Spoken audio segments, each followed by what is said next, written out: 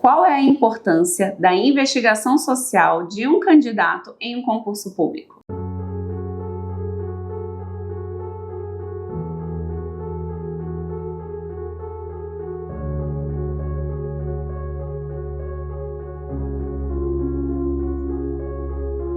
Meu nome é Roberta de Paula, advogada do escritório Galvão e Silva Advocacia, especialista em Direito Administrativo e Concurso Público.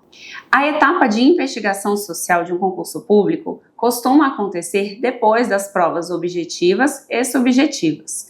Depois que o candidato já chega nessa fase do concurso, a banca analisa o background, o histórico desse candidato, verificando se ele não possui nenhuma conduta social que o impediria de assumir esse cargo. Normalmente, essa investigação social ela compreende a análise das redes sociais desse candidato, como Instagram, LinkedIn, TikTok, YouTube, entre outros, para verificar que tipo de conteúdo esse candidato costuma postar nas suas redes sociais, porque isso traz muito sobre o posicionamento dele referente às situações da vida. Também é verificado antecedentes criminais desse candidato, como por exemplo, se ele já respondeu a algum inquérito, boletins de ocorrência no nome dele para verificar se ele está como autor ou como vítima desse inquérito, dentre outras situações.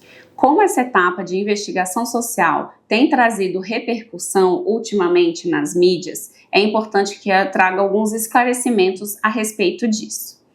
Algumas carreiras, como por exemplo carreiras policiais, possuem um critério um pouco mais específico na hora de fazer uma investigação social. Por exemplo, um candidato a um concurso de polícia, seja civil ou militar, que esteja respondendo a um inquérito policial, pode ser proibido de assumir esse cargo público no novo concurso.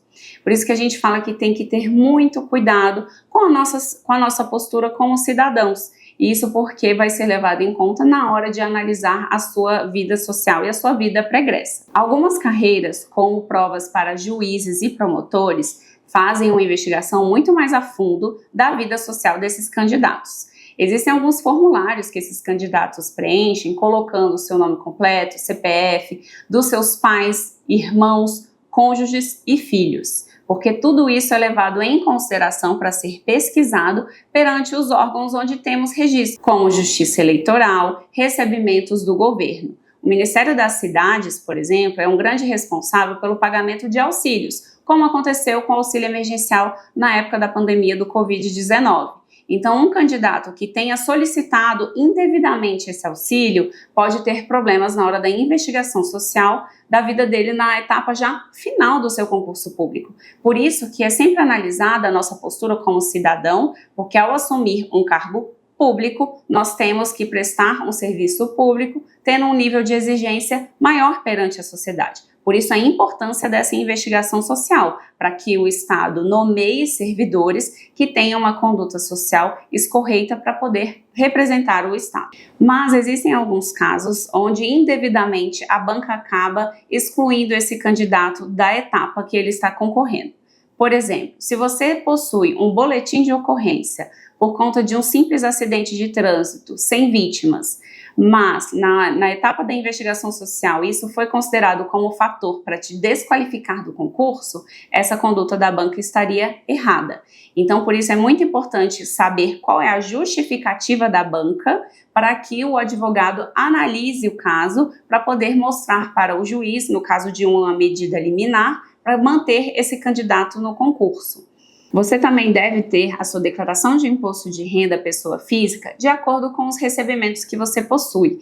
Isso porque, como tem as vinculações dos órgãos, principalmente os órgãos estaduais, de quaisquer pagamentos ou recebimentos que você tenha feito ou recebido, essas informações devem estar de acordo com a sua declaração de imposto de renda. Assim, se tiver qualquer problema lá na sua etapa de investigação social, você já tem os documentos para poder embasar todos esses recebimentos. De qualquer forma, se você tiver qualquer problema, procure uma advocacia especializada para poder analisar o seu caso e a viabilidade de, às vezes, junto à banca, fazer um recurso administrativo ou, se for o caso, interpor uma ação judicial.